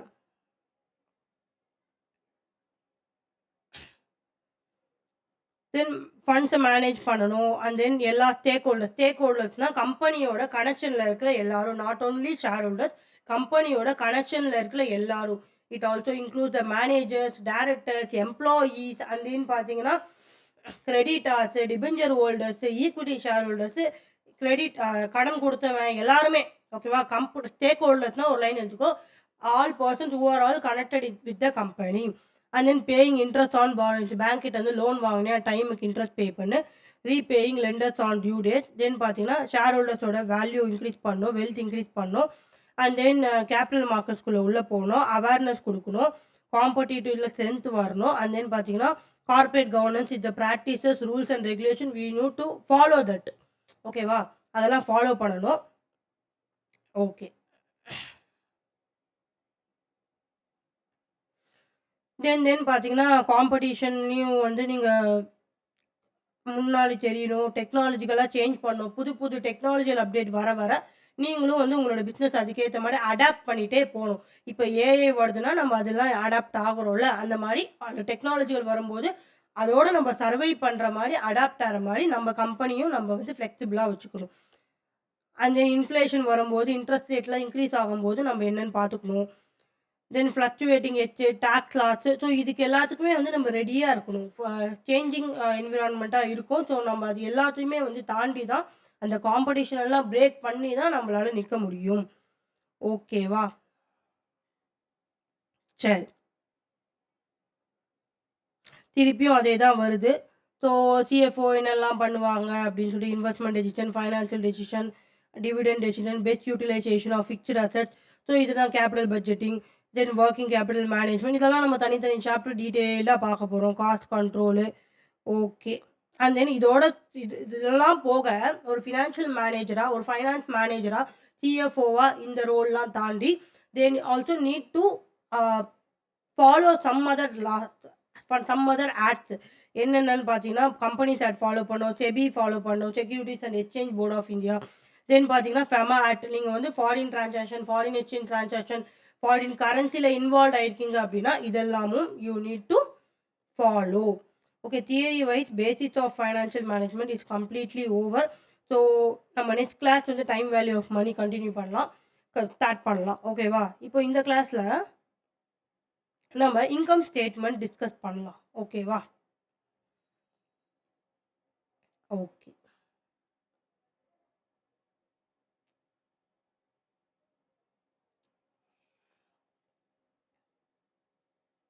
ஓகே. ஸோ நீங்கள் காஸ்டிங்கில், மார்ஜினல் காஸ்டிங்கில் படிச்சிருப்பீங்க. ஒரு டேபிள் ஃபார்மேட் என்னன்னா சேல்ஸு மைனஸு வேரியபிள் காஸ்ட்டு, உங்களுக்கு வந்து contribution minus fixed cost, and தென் பார்த்து ப்ராஃபிட் அப்படின்னு நீங்கள் ஆல்ரெடி சிஎம்ஏ இன்டர் காஸ்டிங்கில், மார்ஜினல் காஸ்டிங்கில் இந்த ஒரு டப்பா படிச்சிருப்பீங்க. கரெக்டாக? ஸோ இதை வந்து நம்ம இன்கம் ஸ்டேட்மெண்ட்டில் எப்படி படிக்க போகிறோம்? ஸோ ஃபினான்ஷியல் மேனேஜ்மெண்ட்டில் எப்படி படிக்க போகிறோன்னா, ஃபஸ்ட்டு வந்து நீங்கள் ஒரு விஷயம் வந்து புரிஞ்சுக்கணும். லைக் வந்து இது வந்து ஃபிக்ஸ்டு ஃபார்மேட் கிடையாது. ஓகேவா? லைக் வந்து ஃபைனான்ஷியல் மேனேஜ்மெண்ட்டில் பர்பஸுக்கு தகுந்த மாதிரி இதை வந்து மாற்றிப்பாங்க. ஓகேவா? பர்பஸுக்கு தகுந்த மாதிரி நீங்கள் எதுக்காக அந்த ஸ்டேட்மெண்ட்டை க்ரியேட் பண்ணுறீங்க, ஸோ அதுக்கேற்ற மாதிரி இந்த ஸ்டேட்மெண்ட் வந்து மாற்றிப்பாங்க. ஓகேவா? First we will understand. First வந்து நம்ம அண்டர்ஸ்டாண்ட் பண்ணிக்கிட்டு அந்த ஃபார்மேட்டை வந்து நான் எழுதுகிறேன். ஓகே. ஸோ நான் ஒரு கம்பெனி வச்சுருக்கேன். ஒரு ப்ராடக்ட் மேனுஃபேக்சர் பண்ணுறேன். ஸோ அந்த ப்ராடக்ட் வந்து finished goods. So ultimate goal என்னோட எய்ம் என்னவா இருக்கும்? Finished goods will be sold to customers. Sold to customers. ஓகேவா? ஸோ சேல்ஸ் நடந்திருக்குங்க. சேல்ஸ் நடந்திருக்குன்னா எனக்கு என்ன வரும்? ரெவென்யூ வரும். ஓகேவா? இந்த ரெவென்யூவ நான் ப்ராஃபிட்டுன்னு சொல்ல முடியுமா? கிடையாது மேம். இதில வந்து காஸ்ட் ப்ளஸ் ப்ராஃபிட் 2 விஷயம் இருக்கு. காஸ்ட் ப்ளஸ் ப்ராஃபிட் இருக்கு. ஸோ ஒரு பொருள மேனுஃபேக்சர் பண்ணேன். இந்த ஒரு finished goods say for example பீன்ற ஒரு கூட் ஓகேவா? பீன்ற ஒரு பொருள். பீன்றது nothing but a calculator. B is nothing but a calculator. So கால்குலேட்டர மேனுஃபேக்சர் பண்ண எனக்கு காஸ்ட் வந்து 250. பட் இது மட்டும் நம்ம காஸ்ட் எனக்கு செலவு ஆனது வந்து 250. பட் நான் வந்து 250க்கே கஸ்டமருக்கு செல் பண்ணுவேனான்னு கேட்டிங்கன்னா, இல்ல. Some percentage of profit will be fixed in the cost. So profit பார்த்தீங்கன்னா ஒரு 100. ஸோ டோட்டலி சேல் வேல்யூ என்னவா இருக்கும்னு பார்த்தீங்கன்னா 350 இருக்கும். ஸோ நான் கஸ்டமருக்கு செல் பண்ணுறேன்னா என்ன ப்ரைஸ் இது வந்து ப்ரைஸ்ன்னு சொல்லுவாங்க. ஓகேவா? ஸோ நான் கஸ்டமருக்கு செல் பண்ணுறேன்னா என்ன ப்ரைஸில் நான் விற்பேன்? 350. This 350 included cost and profit. கரெக்டா? ஸோ இதெல்லாம் நீங்கள் டீட்டெயிலாக காஸ்டிங்கில் படிப்பீங்க. ஓகேவா? தென் 350 நான் வந்து பண்ணியிருக்கேன். ஸோ இப்போ நான் என்னோட சேல்ஸ்ன்னா நான் எப்படி சொல்லலாம்? ஓகே. எனக்கு சே ஃபார் அன் எக்ஸாம்பிள் நான் ஒரு 10 கால்குலேட்டர் வித்திருக்கேன்னு வச்சுக்கோ. ஒரு கால்குலேட்டரோட பிரைஸ் 350. 10 கால்குலேட்டர் எவ்வளோ பிரைஸா இருக்குமா? 3500. சரி, மொத்தமா என்னோட சேல்ஸ் எவ்வளோ நடந்திருக்கு? சேல்ஸ் எவ்வளோ நடந்திருக்கு? சேல்ஸ் எவ்வளோ நடந்திருக்குன்னா, சேல்ஸ் வந்து 3500 நடந்திருக்குமா? சேல்ஸ் வந்து 3500 நடந்திருக்கு. ஓகேவா? சரி மேம். 3500 எனக்கு நான் ஏர்ன் பண்ண ப்ராஃபிட் அப்படின்னு சொல்லிட்டு போயிட முடியுமா? கிடையாதும்மா. இந்த 3500 நீ வந்து சேல்ஸ் பண்ணுறதுக்கு நீ வந்து ஒரு காஸ்ட்டும் இன்கர் பண்ணியிருக்க. சரி, ஓகேவா? ஸோ காஸ்ட் வந்து 2ஆ டிவைட் பண்ணுவோம். வேரியபிள் காஸ்ட் அண்ட் தென் பார்த்தீங்கன்னா fixed cost. Okay. So what is mean by this variable cost? What is mean by this fixed cost? So variable cost na is nothing but நான் ஒரு calculator manufacture பண்ணுறதுக்கு எனக்கு இந்த ஒரு கண்ணாடி தேவை. ஓகேவா? இந்த மிரர் தேவை. இந்த பிளாஸ்டிக் தேவை. ஸோ இந்த செலவுன்னு பார்த்தீங்கன்னா எதை பேஸ் பண்ணியிருக்கு? நான் எத்தனை கால்குலேட்டர் மேனுஃபேக்சர் பண்ணுறனோ அதுக்கு ஏற்ற மாதிரி அதை பேஸ் பண்ணி தான் எனக்கு இந்த பிளாஸ்டிக்கோட செலவு இருக்குது. நான் இந்த பிளாஸ்டிக் எவ்வளோ செலவு பண்ணுவேன்? எவ்வளோ நான் மேனுஃபேக்சர் பண்ணுறேன்? ஸோ நம்ம எக்ஸாம்பிளில் 10 கால்குலேட்டர். அப்போது 10 கால்குலேட்டருக்கு நான் வந்து என்ன பண்ணுவேன்? பிளாஸ்டிக்ன்றது வாங்குவேன். கரெக்டாக? ஓகே. ஸோ இது variable cost is nothing but நான் ரொம்ப டீட்டெயில்டாக போகலாமா? நீங்கள் ஏன்னா ஆல்ரெடி நீங்கள் காஸ்டிங்கில் ரொம்ப டீட்டெயிலாக படிப்பீங்க. ஸோ இந்த ஒரு ஸ்டேட்மெண்ட் நான் உங்களோட நாலேஜ் பர்பஸ்க்காக தான் சொல்லித்தரேன். So variable cost means nothing but வேரினா என்னது? சேஞ்ச் ஆகுதுன்னு அர்த்தம். வேரினா என்னது? சேஞ்ச் ஆகுதுன்னு அர்த்தம். எப்படி மேம் சேஞ்ச் ஆகும்னா, நீ எத்தனை யூனிட்ஸ் ப்ரொடியூஸ் பண்ணுறியோ அதுக்கேற்ற மாதிரி உனக்கு காஸ்ட் வரும். இப்போது இந்த பிளாஸ்டிக் வந்து நான் வந்து ஒரு 100 ருபீஸ் சொல்கிறேன்னு வச்சுக்கோ. பிளாஸ்டிக் வந்து 100 ருபீஸ் சொல்கிறேன்னு வச்சுக்கோயேன். ஓகேவா? பிளாஸ்டிக் வந்து 100 ருபீஸ்னா நான் இப்போது என்னோட எக்ஸாம்பிளில் எவ்வளோ மேனுஃபேக்சர் பண்ணியிருக்கேன்? எத்தனை யூனிட்? ஒரு கால்குலேட்டர் ஒரு யூனிட்மா. யூனிட்னா என்ன? ஒரு கால்குலேட்டர் ஒரு யூனிட். நான் இப்போ எவ்வளோ மேனுஃபேக்சர் பண்ணியிருக்கேன்னா நீ என்ன சொல்லுவேன்? மேம் 10 யூனிட் மேனுஃபேக்சர் பண்ணிங்க. ஒரு யூனிட்டுக்கு வந்து ஒரு பிளாஸ்டிக் வாங்க 100 ருபீஸ்னா 10 யூனிட்டுக்கு வந்து எவ்வளோமா? 1000. ஓகேவா? 1000. ஓகேவா? ஸோ வேரியபிள் காஸ்ட்னா என்ன? இது வேரி ஆகிட்டே இருக்கும். ஸோ இது கரெக்டான டேர்ம்ஸ் எல்லாம் நீங்கள் வந்து காஸ்டிங்கில் படிச்சுக்கோங்க. ஓகேவா? ஸோ இது வந்து constant per unit variable in terms of total அப்படின்னு சொல்லுவாங்க. ஓகேவா? So it depends on number of units you manufactured in your company. So நான் இப்போது எவ்வளோ என்னோட வேரியபிள் காஸ்ட்டுன்னு சொன்னால் நீ என்ன சொல்லுவேன்? ஒரு யூனிட் 100 ருபீஸ் பிளாஸ்டிக்னா 10 யூனிட் நான் மேனுஃபேக்சர் பண்ணேன். அப்போ 10 கால்குலேட்டர் நான் தயாரிக்கணும்னா 10 பிளாஸ்டிக் வாங்கணும். ஓகேவா? ஒரு பிளாஸ்டிக் 100 ரூபான்னா, ஒரு பிளாஸ்டிக் 100 ரூபீஸ்னா 10 பிளாஸ்டிக் எவ்வளோ? 1000. ஸோ மைனஸ்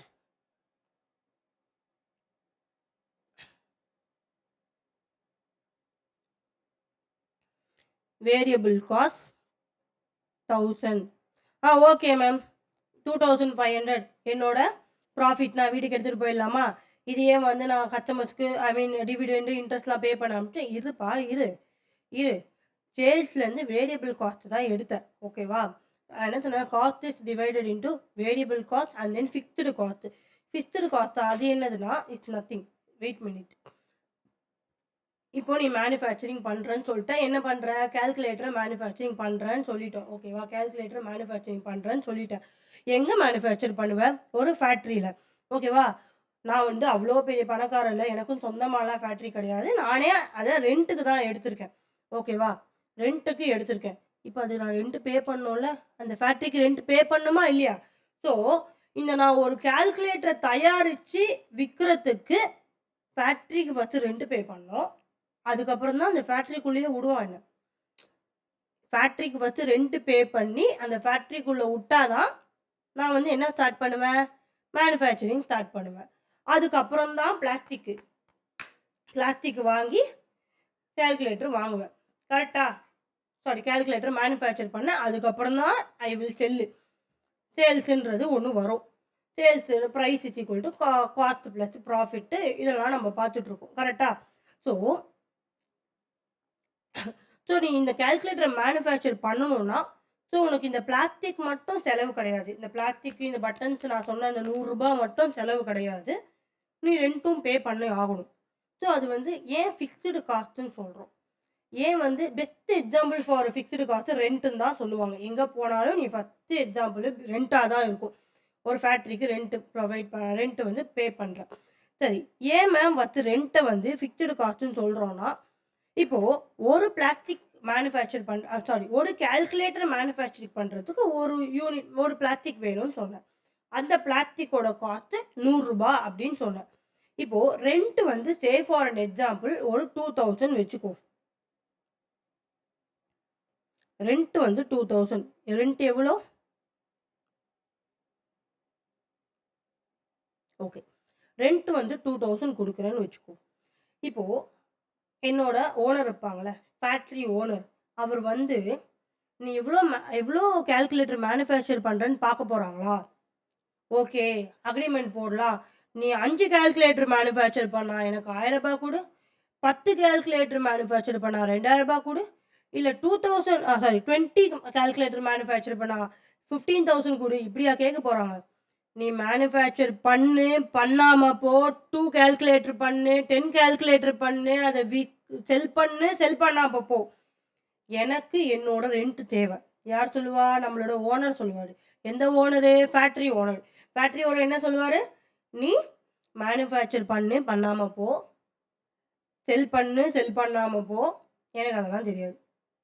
நீ மேனுஃபேக்சரே பண்ணலை, இழுத்து மூடிட்டு கூட வீட்டில் உட்காந்துக்கும். ஆனால் எனக்கு என்ன தேவை? ரெண்ட்டுன்றது தேவை. ஸோ இந்த ரெண்ட்டுன்ற ஒரு காஸ்ட்னா என்னதுமா? செலவு. காஸ்ட்னா என்னது? செலவு. ரெண்ட்டுன்ற ஒரு காஸ்ட்டு நீ எத்தனை கால்குலேட்டர் மேனுஃபேக்சர் பண்ணுற அதை பொறுத்து இருக்கா, அதை பொறுத்து இல்லையா? அதை பேஸ் பண்ணி இருக்கா, அதை பேஸ் பண்ணி இல்லையா? அதை பேஸ் பண்ணி இல்லை. நான் எத்தனை கால்குலேட்டர் மேனுஃபேக்சர் பண்ணுறேன் அதை பேஸ் பண்ணி இல்லை. நான் மேனுஃபேக்சர் பண்ணாலும் பண்ணனாலும் அது ஃபிக்ஸ்டு. மேனுஃபேக்சர் பண்ணாலும் பண்ணனாலும் அது ஃபிக்ஸ்டு. நான் ஃபேக்ட்ரிக்குள்ளே போகலைனாலும் அந்த மாதம் அந்த ரெண்ட்டுன்றது என்னோட ஓனருக்கு நான் கொடுத்துடணும். கரெக்டா? நான் ஃபேக்ட்ரிக்குள்ளேயே போகல, எனக்கு ஃபீவர் 2 வீக்ஸாக நான் வீட்டில் தான் தூங்கிட்டு இருக்கேன். ஒத்துப்பாங்களா? நம்ம ஹவுஸ் ஓனர் வச்சுக்கோ. நான் 2 வீக்ஸாக ஹாஸ்பிட்டலில் அட்மிட் ஆகிருக்கேன் சார். நான் வீட்லேயே இல்லை சார். 2 வீக்ஸ்க்கெல்லாம் நான் ரெண்ட் தரமாட்டேன்னு சொன்னால் நம்ம ஹவுஸ் ஓனர் ஒத்துப்பாங்களா? நீ வந்து ரெண்டட் ஹவுஸில் இருந்தால் ஒத்துப்பாங்களா? எந்த ஹவுஸ் ஓனரோ அதை ஒத்துப்பாங்களா? ஸோ நம்ம ஹவுஸ் கான்செப்ட் எப்படியோ அந்த மாதிரி தான். நம்ம ஒரு வாடகை வீட்டில் இருந்தால் நீ ஊருக்குள்ளே போய் 2 மந்த்ஸ் இருந்தாலும் ரெண்ட்டுன்றது ஹவுஸ் ஓனருக்கு கொடுத்தாகணும். அதே மாதிரி தான் நீ மேனுஃபேக்சர் பண்ணி எத்தனை யூனிட் மேனுஃபேக்சர் பண்ணுற, எத்தனை கால்குலேட்டர் மேனுஃபேக்சர் பண்ணுறலாம் ஓனர் கவலைப்பட மாட்டார். உன்னோட ஹவுஸ் ஓனர் கவலைப்படுறாரா? நீ வீட்ல இருக்கியா? ஹாஸ்பிட்டல்ல இருக்கியா? ஊர்ல இருக்கியான்னு? மாசம் மாசம் ரெண்ட் வருதா? அதே மாதிரி தான் நீ கால்குலேட்டர் மேனுஃபேக்சர் பண்ணியா? என்ன பண்றலாம் தெரியாது. எனக்கு ரென்ட் கரெக்ட்டா வந்துரணும். ஸோ இந்த ரென்ட்ன்ற 2000 வந்து என்னது? Fixed cost. அதனால சேல்ஸ் 3500 எவ்வளோ 10 கால்குலேட்டர் செல் பண்ண ஒரு கால்குலேட்டரோட பிரைஸ் 350 ஓகேவா? Variable cost. வேரியபிள் காஸ்ட்னா என்னது? மேம் ஒரு யூனிட்டுக்கும் வேரி ஆகும். லைக் வந்து ஒரு யூனிட் ஆட் பண்ண இதோட காஸ்ட் வந்து இன்க்ரீஸ் ஆயிட்டே போகும். எதனால இத வேரியபிள் காஸ்ட்ன்னு சொல்றோம்னா, நீ 10 யூனிட் மேனுஃபேக்சர் பண்ணனா, ஒரு யூனிட் வந்து ₹100 பிளாஸ்டிக்னா 1000 இது வந்து டோட்டல் ரூபீஸ். 20 யூனிட் மேனுஃபேக்சர் பண்ணினா 20 × 100 2000 நீ 30 யூனிட் மேனுஃபேக்சர் பண்ணினா 30 யூனிட் இன்டு இது வந்து காஸ்ட். என்ன காஸ்ட்? Plastic cost. 30 × 100 ₹3000. நீ 40 யூனிட் மேனுஃபேக்சர் பண்ணினா 40 × 100 சாரி 4000 ரூபீஸ்.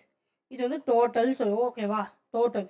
ஸோ 10 யூனிட் இருக்கும்போது ₹1000 காஸ்ட். 20 யூனிட் இருக்கும்போது ₹2000 காஸ்ட். 30 யூனிட் மேனுஃபேக்சர் பண்ணும்போது ₹3000 காஸ்ட். 40 யூனிட் இருக்கும்போது ₹4000 காஸ்ட். ஸோ உன்னோட யூனிட் மாற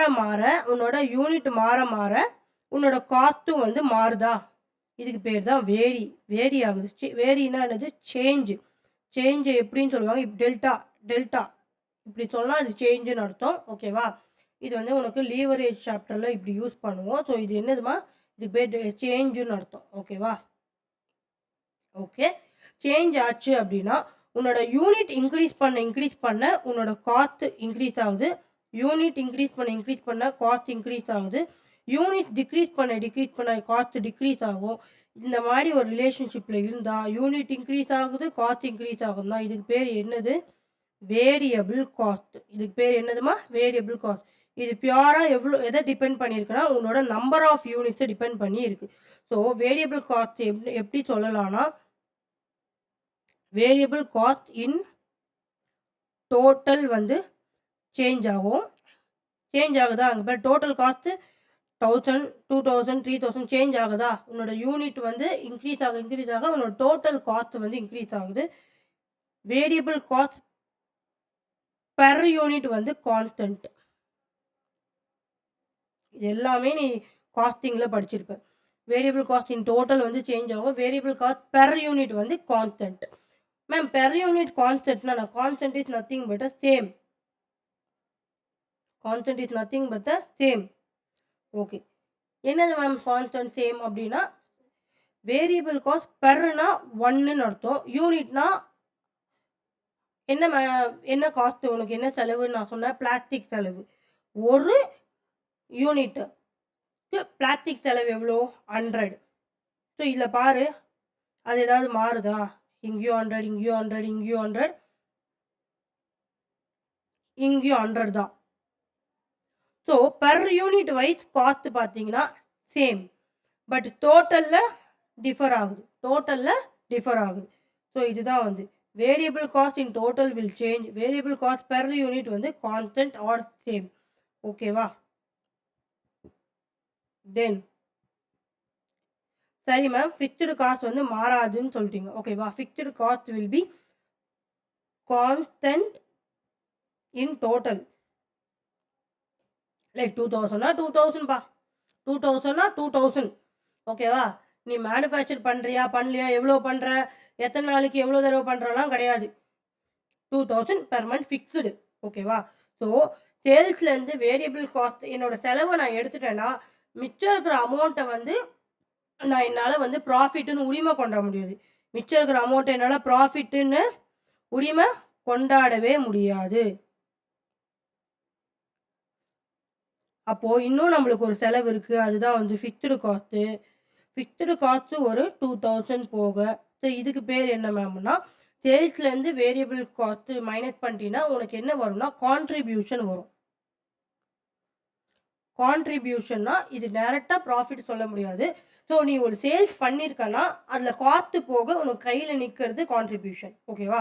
ஒரு சேல் பண்ணியிருக்கன்னா காஸ்ட் செலவு போக வேரியபிள் காஸ்ட் போக உன் கையில் நிற்கிறது வந்து கான்ட்ரிபியூஷன். பட் கான்ட்ரிபியூஷனை ஃபுல்லஸ்ட்டாக நீ என்ஜாய் பண்ண முடியாது. இன்னும் உனக்கு ஒரு செலவு இருக்குது, ஃபிக்ஸ்டு காஸ்ட். ஸோ ஃபிக்ஸ்டு காஸ்ட்டை மைனஸ் பண்ணால் உனக்கு ஒரு ப்ராஃபிட் வரும். ஓகேவா? ஸோ இந்த ஸ்டேட்மெண்ட் புரிஞ்சுதா? ஸோ இது வந்து யூஸ்வலாக நீ வந்து சிஎம்ஏ காஸ்டிங் மேனேஜ்மெண்ட் அக்கௌண்டிங்னா ரொம்ப டீட்டெயிலாகவே இன்னும் டீட்டெயிலாகவே படிப்பேன். இப்போ நான் சொன்ன வரைக்கும் நோட் பண்ணிக்கோ. இந்த நோட்ஸ் என்னால் ஷேர் பண்ண முடியாது. இது ஸ்கிரிபிள்டு நோட்ஸு. அப்படியே நோட் பண்ணிட்டே வா. இப்போ எதுக்கு நான் இந்த டாபிக் எடுத்துகிட்டு வந்தேன்னு பார்ப்போம். சரி.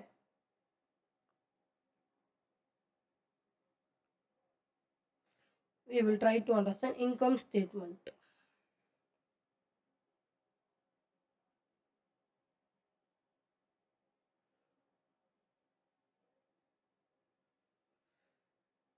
Okay, income statement, sales, okay, minus variable cost. இது ரிமூவ் பண்ணிட்டீங்கன்னா you will get சேல்ஸில் வேரியபிள் காஸ்ட் எடுத்துட்டா எனக்கு என்ன நிற்கும்? கையில் கான்ட்ரிபியூஷன் நிற்கும். மைனஸ் இல்லை மேம் கான்ட்ரிபியூஷனை நான் ஃபுல்லத்தான் என்ஜாய் பண்ண முடியாது. So I need to pay fixed rent to the factory. So இதில் நான் கேஷ் ஆப்பரேட்டிங் ஃபிக்ஸ்டு காஸ்ட்னு சொல்கிறேன். ஓகேவா? ஓகே. நெக்ஸ்ட் எனக்கு வர்றது வந்து ஈபிட்டா. ஈபிட்டானா earnings before interest and tax, depreciation and amortization also. Earnings before interest, tax, depreciation and amortization. ஓகேவா? இதில் depreciation and amortization minus பண்ணனா I will be getting EBIT. இதைத்தான் நான் என்னன்னு சொல்லுவேன்னா ஆப்பரேட்டிங் ப்ராஃபிட்னு சொல்லுவேன். ஓகேவா? சரி, இது வரைக்கும் okay. Ma'am sales minus variable cost balance நம்ம கையில் கான்ட்ரிபியூஷன் நிற்கும். பட் கான்ட்ரிபியூஷனை நான் ஃபுல்லத்தான் என்ஜாய் பண்ண முடியாது. I need to pay some fixed commitment to my factory owner. So நான் அதுக்கு அவங்களுக்கு ஒரு ஃபிக்ஸ்டு காஸ்ட்டு கொடுப்பேன். ஸோ அது எக்ஸாம்பிள் தான்மா. ஃபிக்ஸ்டு காஸ்ட் நிறைய ஃபிக்ஸ்டு காஸ்ட் இருக்குது. ஸோ அது வந்து நான் கேஷ் ஆப்ரேட்டிங் ஃபிக்ஸ்டு காஸ்ட்டுன்னு கொடுத்துருக்கேன். I will explain. ஓகேவா? நெக்ஸ்ட்டு வந்து எனக்கு இபி டான் வருது. Earnings before. இது மேம் ப்ராஃபிட்டுன்னு தானே சொன்னீங்க. அது காஸ்டிங்கில். இது ஃபைனான்ஷியல் மேனேஜ்மெண்ட். நான் என்ன சொன்னேன்? நீ எதுக்கு இன்கம் ஸ்டேட்மெண்ட் போடுறியோ அதுக்கேற்ற மாதிரி மாறும்னு சொன்னேன். ஓகேவா? சரி, இபிட்டான earnings before interest, taxes and depreciation and amortization. இதுக்கப்புறம் நான் எல்லாமே என்ஜாய் பண்ண முடியாது. ஃபஸ்ட்டு நீ வந்து ஓகே, இப்போ நம்ம ஃபேக்ட்ரின்னு சொன்னோம்.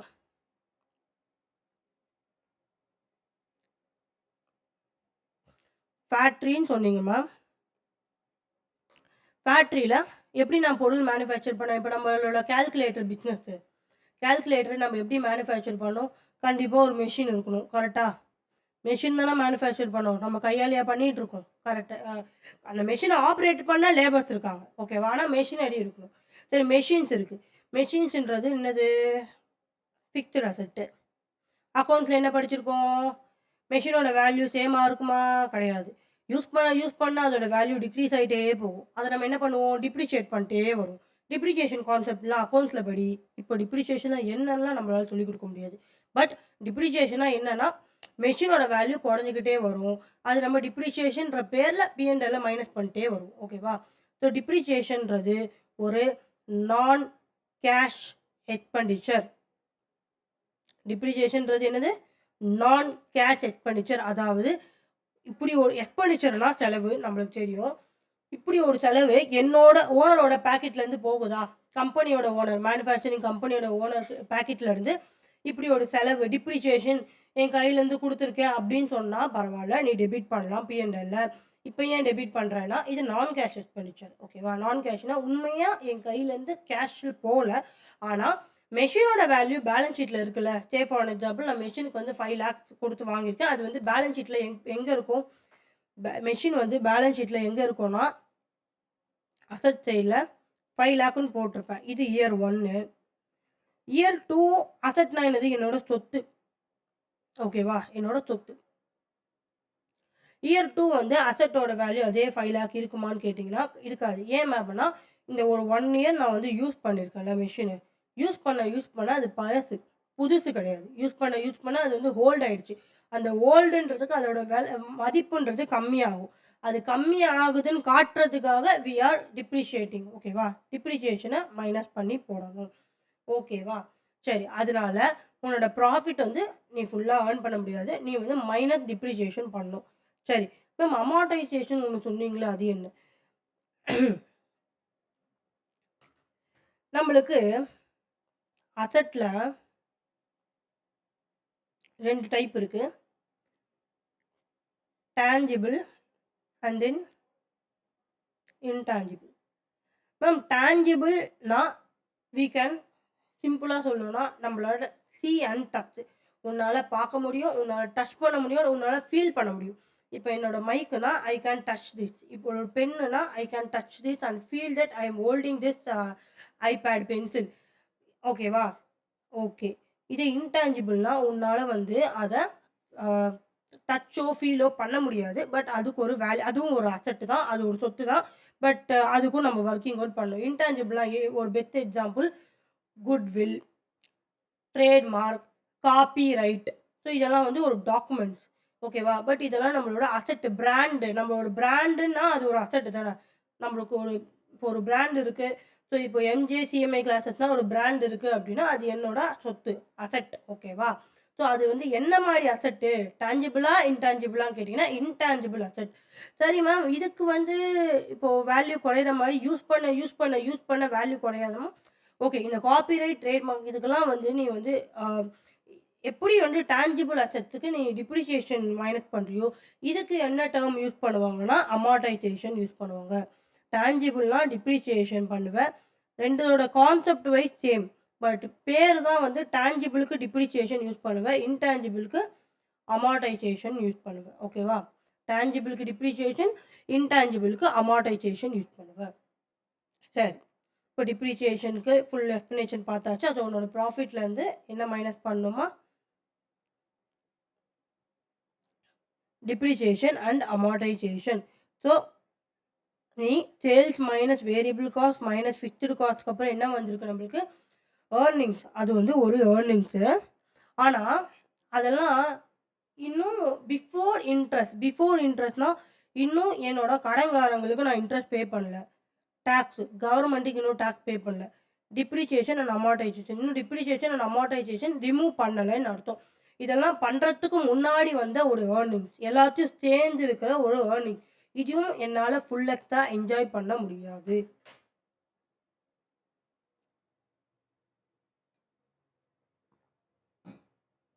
இதையும் என்னால ஃபுல் எக்ஸா என்ஜாய் பண்ண முடியாது.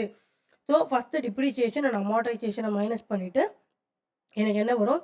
இபிஐடி வரும். எனக்கு என்னம்மா வரும்? இபிஐடி வரும். சரி. இந்த இபிஐடி தான் நம்ம ஆப்பரேட்டிங் ப்ராஃபிட் வரும். ஆப்பரேட்டிங்னா ஒரு பிசினஸ், ஒரு மேனுஃபேக்சரிங்க ரன் பண்ணி, அந்த ரன் பண்ணது மூலமா எனக்கு கிடைச்ச ப்ராஃபிட். ஓகேவா? சரி, இபிஐடி நான் ஃபுல்லா என்ஜாய் பண்ணலாமா? இல்ல. அது பேரே என்ன இருக்கு? இபிஐடி. அதாவது earning before interest and tax. அப்போ இதுக்கு இன்னும் இன்ட்ரெஸ்ட்டோ, டாக்ஸோ பே பண்ணல. சரி. அப்போ நான் ஃபர்ஸ்ட் என்ன பே பண்றேன்? அவங்களுக்கு பே பண்றேன். இன்ட்ரெஸ்ட் பே பண்ணணும். இன்ட்ரெஸ்ட் யாருக்கு பே பண்ணுவோம்? டிபெஞ்சர் ஹோல்டர்ஸ்க்கு, இல்ல பேங்க்குக்கு பே பண்ணுவோம். இன்ட்ரெஸ்ட் பே பண்ணதுக்கப்புறம் மைனஸ் இன்ட்ரெஸ்ட். இல்ல மேம், இந்த ப்ராஃபிட்லேருந்து நான் இன்ட்ரெஸ்ட் பே பண்ணிட்டேன். ஸோ அத மைனஸ் பண்ணிடு. அதுக்கப்புறம் என்ன வரும்? ஏர்னிங்ஸ் பிஃபோர் டாக்ஸ் வரும்.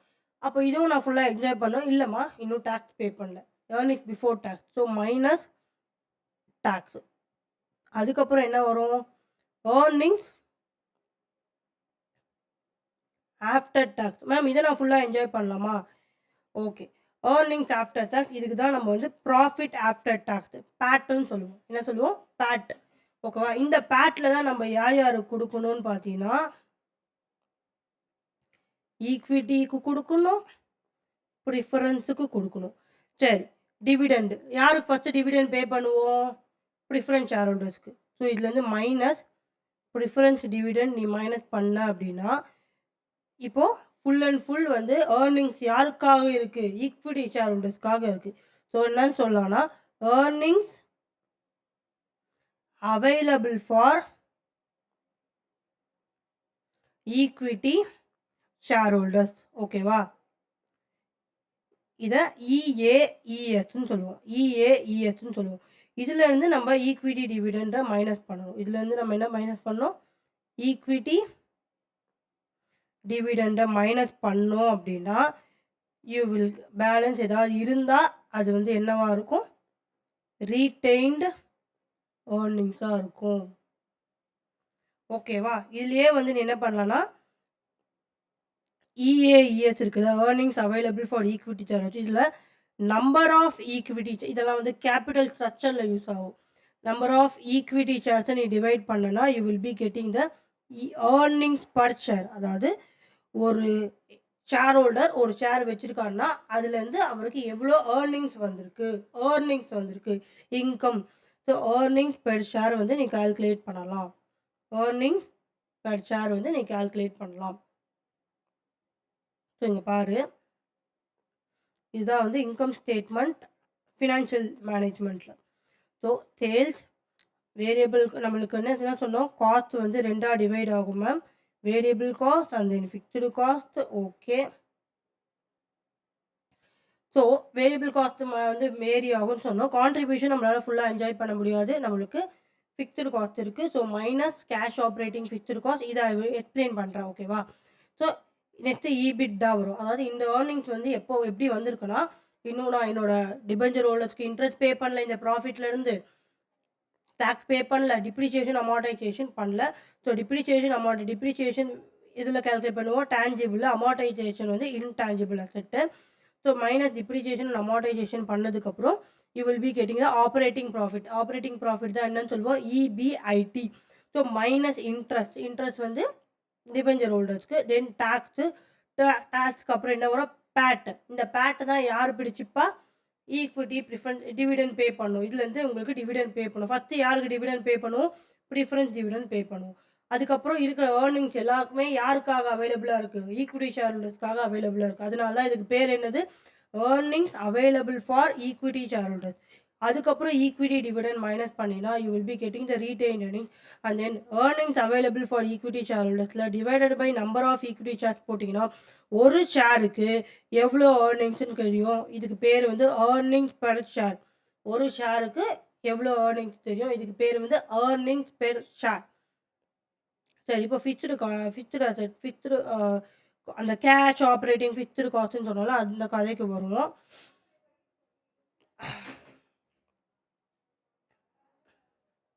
Fixed cost. So fixed cost first வந்து 2ஆ டிவைட் ஆகலாம். Operating fixed cost, non operating fixed cost. Operating fixed காஸ்ட்னா உன்னோட பிஸ்னஸை ரன் பண்ணுறதுக்கு உனக்கு அந்த ஃபிக்ஸ்டு காஸ்ட் செலவாகும். நான் ஆப்ரேட்டிங்னா வந்து அது வந்து உன்னோட பிஸ்னஸ் ரிலேட்டடான ஒரு ஃபிக்ஸ்டு காஸ்ட் தான். ஆனால் அது பிஸ்னஸை ரன் பண்ணுறது கிடையாது. ஓகேவா? ஆப்ரேட்டிங்னா உன்னோட டே டு டே பிஸ்னஸுக்காக அது யூஸ் ஆகணும். ஓகேவா? ஸோ நான் ஆப்ரேட்டிங் ஃபிக்ஸ்டு காஸ்ட் ஒரே ஒரு காஸ்ட் தான். நான் ஆப்ரேட்டிங் ஃபிக்ஸ்டு காஸ்ட் என்னதுமா? ஒரே ஒரு காஸ்ட்டு. என்ன காஸ்ட்டுனா அது வந்து ஒரு லாங் டேர்ம் காஸ்ட்டு. ஓகேவா? லாங் டேர்ம் பாரோயிங்ஸ்னால் என்ன? கடன் வாங்கியிருக்கேன். லாங் டேர்ம் பாரோயிங்ஸ் தான் பேங்க் கிட்டேருந்து மொத்தமாக ஒரு அமௌண்ட் லோனாக வாங்கியிருக்கேன் அப்படின்னா இது வந்து என்னவா இருக்கும்? நான் ஆப்ரேட்டிங் ஃபிக்ஸ்டு காஸ்ட். இது ஜென்ரலாக என்னவா இருக்கும்? இன்ட்ரெஸ்ட்டாக இருக்கும். இன்ட்ரெஸ்ட் பே பண்ணணும்லமா? இன்ட்ரெஸ்ட்ன்றது ஃபிக்ஸ்டு காஸ்ட்டா இல்லையா? இன்ட்ரெஸ்ட்டுன்னா கடன் கொடுத்தவங்களுக்கு மாதம் இன்ட்ரெஸ்ட் பே பண்ணும். நம்ம ஃபஸ்ட்டு கிளாஸ்லேயே என்ன சொன்னோம் மேம்? இன்ட்ரெஸ்ட் வந்து irrespective ஆஃப் யுவர் ப்ராஃபிட். அதாவது நீ ப்ராஃபிட் ஏர்ன் பண்ணியோ இல்லையோ doesn't matter. You need to give interest to the debenture holders and then banks. ஓகேவா? What about dividend? உனக்கு ப்ராஃபிட் இருக்குன்னா you can pay dividend, or else profit இல்லைன்னு சொல்லிட்டு நீ தப்பிச்சிடலாம். But not in the case of interest. ஓகேவா? இன்ட்ரெஸ்ட்ன்றது ஒரு ஃபிக்ஸ்டு கமிட்மெண்ட். இன்ட்ரெஸ்ட்ன்றது என்னதுமா? ஒரு fixed commitment. Respective of your profit. உன் பிஸ்னஸ் எப்படி போனாலும் எனக்கு கவலை கிடையாது. உன்னை நம்பி கடன் கொடுத்தவனுக்கு நீ வந்து இன்ட்ரெஸ்ட்ன்றது ரெகுலராக பே பண்ணி எப்போ பே பண்ணுறான்னு சொன்னியோ monthly you need to pay it correctly. So அப்போது லாங் டேர்ம் பாரோயிங்ஸ் யூஸ்வலாக லாங் டேர்ம் பாரோயிங்ஸ் ஒரு 10 இயர்ஸ் 15 இயர்ஸ் இருக்கும். ஸோ அவங்க வந்து 10 இயர்ஸ் 15 இயர்ஸ் வந்து எதை நம்பி உனக்கு காசு கொடுக்குறாங்க, மந்த்லி மந்த்லி எனக்கு ஒரு இன்ட்ரெஸ்ட் அமௌண்ட் வரும், அதை நம்பி தான் உனக்கு காசு தராங்க. ஓகேவா? ஸோ எனக்கு ஒரு இன்ட்ரெஸ்ட் அமௌண்ட் வரும், அதை நம்பி தான் உனக்கு காசு தராங்க. ஓகே. ஸோ அந்த இன்ட்ரெஸ்ட் அமௌண்ட் வந்து நீ பிஸ்னஸ் பண்ணுறியோ பண்ணலையோ இட் டசன்ட் மேட்டர். அதனால எப்படி நம்ம ஹவுஸ் ஓனருக்கு அதை சொன்னோம், நம்ம வீட்டில் இருக்குமோ இல்லையோ ரெண்ட் பே பண்ணணும். அதே மாதிரி நம்ம ஃபேக்ட்ரி காஸ்ட் எப்படி சொன்னோம், ஃபேக்ட்ரியில் மேனுஃபேக்சர் பண்ணுறோமோ இல்லையோ எவ்வளோ மேனுஃபேக்சர் பண்ணுறோம், எனக்கு லாஸில் போதா ப்ராஃபிட்டில் போதாலாம் எனக்கு தெரியாது. உன்னோட ஃபேக்ட்ரி ஓனருக்கு ரெண்ட் கொடுக்கணும். அதே மாதிரி பிஸ்னஸ் பண்ணுறியோ பண்ணலையோ ப்ராஃபிட்டில் போதோ லாஸில் போதோ யாருக்கு இன்ட்ரெஸ்ட் பே பண்ணி ஆகணும், கடன் கொடுத்தவங்க லாங் டேர்ம் பாரோயிங்ஸ் இன்ட்ரெஸ்ட் பே பண்ணி ஆகணும். So interest is considered as a நான் operating fixed cost. Interest is considered as a நான் operating fixed cost. Then operating fixed cost can be divided into cash and then non-cash. Non-cash. கரெக்டா? Cash and then non cash. Ma'am கேஷ்னா rent. Cash வந்து உண்மையாக உனக்கு அந்த செலவு இருக்குது, உண்மையாக உனக்கு அந்த செலவு இருக்குது. ஓகேவா? லைக் வந்து செலவு கேஷ்னா மணி தான் கொடுக்கணும் இல்லை, மணியில் தான் கொடுக்கணும் இல்லை, லைக் வந்து கரன்சியில் தான் கொடுக்கணும் இல்லை, ஆன்லைன் பேமெண்ட்டும் கேஷ் தான். ஓகேவா? உண்மையாக உனக்கு அப்படி ஒரு செலவு உன் பாக்கெட்லேருந்து போயிருக்கா, கேஷ்னா என்னது, உன் பாக்கெட்லேருந்து அந்த காசு போயிருக்கா. ஸோ ரெண்ட்டு உண்மையாக உன் பாக்கெட்லேருந்து போயிருக்கா, எஸ் போயிருக்கு. போயிருக்கா இல்லையா, போயிருக்கு. ரெண்ட் போயிருக்கா, ரெண்டு தினமாக நம்ம ஃபிக்ஸ்டு காசுன்னு இவ்வளோ நேரம் பேசிகிட்டு இருந்தோம், எஸ் ரெண்ட் வந்து உன் பாக்கெட்லேருந்து போயிருக்கு. அப்போ நான் கேஷுக்கு மேம், நான் கேஷுக்கு தான் டிப்ரிசியேஷனு அமார்டைசேஷன். ஓகேவா? டிப்ரிசியேஷன் வந்து டேஞ்சிபிள், அமார்டைசேஷன் வந்து இன்டான்ஜிபிள். எதுக்கு மேம் இதெல்லாம் சொல்கிறீங்கன்னா, நான் வந்து நான் கேஷ் எக்ஸ்பெண்டிச்சராக என்னத்தை கேஷ் ஆப்ரேட்டிங் ஃபிக்ஸ்டு காஸ்ட்டுன்னு நான் மென்ஷன் பண்ணியிருக்காங்க. அது என்னவா இருக்கும், எக்ஸாம்பிளுக்கு ரெண்ட்டாக இருக்கும். ஏன்னா இங்கே ஆல்ரெடி இன்ட்ரெஸ்ட்ன்றது என்னது ma'am, non operating fixed cost. ஓகேவா? டிப்ரிசியேஷன் அண்ட் அமார்டைசேஷன் என்னது ma'am, non cash operating fixed cost. அதாவது non cash operating fixed cost என்னதுமா, டிப்ரிசியேஷன் அண்ட் அமார்டைசேஷன். ஸோ எல்லா ஃபிக்ஸ்டு காஸ்ட்டும் மைனஸ் பண்ணிட்டோமா, எஸ் பண்ணிட்டோம். கேஷ் ஆப்ரேட்டிங் ஃபிக்ஸ்டு காஸ்ட் என்னது, எக்ஸாம்பிளுக்கு rent. Depreciation and amortization ma'am non cash operating fixed cost. ஆப்ரேட்டிங்னா உன்னோட பிஸ்னஸ் ரன் பண்ணுறதுக்கு, அதுதான் ஆப்ரேட்டிங், ஆப்ரேட் பண்ணுறல அதுதான். இன்ட்ரெஸ்ட் வந்து ma'am non operating fixed cost. ஓகேவா? நான் ஆப்ரேட்டிங் ஃபிக்ஸ்டு காஸ்ட்டு. ஸோ இந்த ஒரு பைஃபர்கேஷன் புரிஞ்சுக்கும். Fixed cost is divided into operating fixed cost and non operating fixed cost. And then operating fixed cost further divided into cash, non cash. கேஷுக்கு best example rent. Cash is nothing but actually உன் பேக்கெட்லேருந்து அந்த cash போச்சா, actually உன் பேக்கெட்லேருந்து உனக்கு அந்த காசு செலவாச்சா. Non cash வந்து டிப்ரிசியேஷன் டேஞ்சிபிள், இன்டான்ஜிபிள் அந்த அமார்டைசேஷன். நான் ஆப்ரேட்டிங் ஃபிக்ஸ்டு காஸ்ட்னா best example long term borrowings, interest irrespective of your profit turnover, whether your company is doing well or not, it doesn't matter. Interest கண்ண மூடி நீ கொடுத்து தான் ஆகணும். ஓகேவா? ஸோ இன்கம் ஸ்டேட்மெண்ட் ஒரு ஓவர்வியூ பார்ப்போமா? So sales minus variable cost contribution minus cash operating fixed cost, you will be getting EBITDA minus depreciation and amortization, EBIT minus interest, EBT, earnings before tax minus tax, earnings after tax, also known as PAT.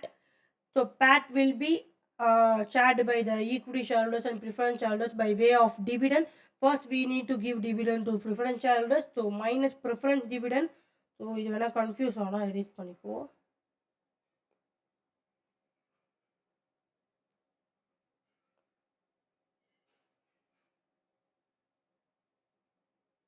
சரி, minus preference earnings available for equity shareholders, EAS minus equity dividend retained earnings.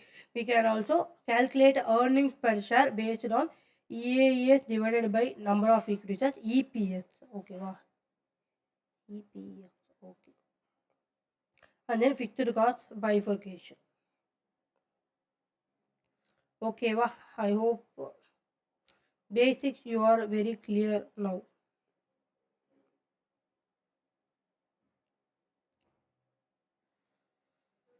So income statement financial management point of வியூவில் புரிஞ்சுதா? So இதெல்லாம் நம்ம capital ஸ்ட்ரக்சரில் use பண்ணுவோம். ஓகேவா? Capital structure and then dividend decision, so இந்த leverage, so இந்த மாதிரி சாப்டர்ஸில் நம்மளுக்கு யூஸ் பண்ணுவோம். ஸோ கொஷினில் உனக்கு டேரெக்டாக ஃபார்மில் அப்ளை பண்ணுற மாதிரி கொடுக்க மாட்டான். இந்த ஸ்டேட்மெண்ட்டை நீ ப்ரிப்பேர் பண்ணி ப்ராஃபிட்லாம் அரைவ் பண்ணி எல்லாத்தையும் மைனஸ் பண்ணதுக்கப்புறம் தான் you can calculate the final answer. ஓகேவா? ஓகே.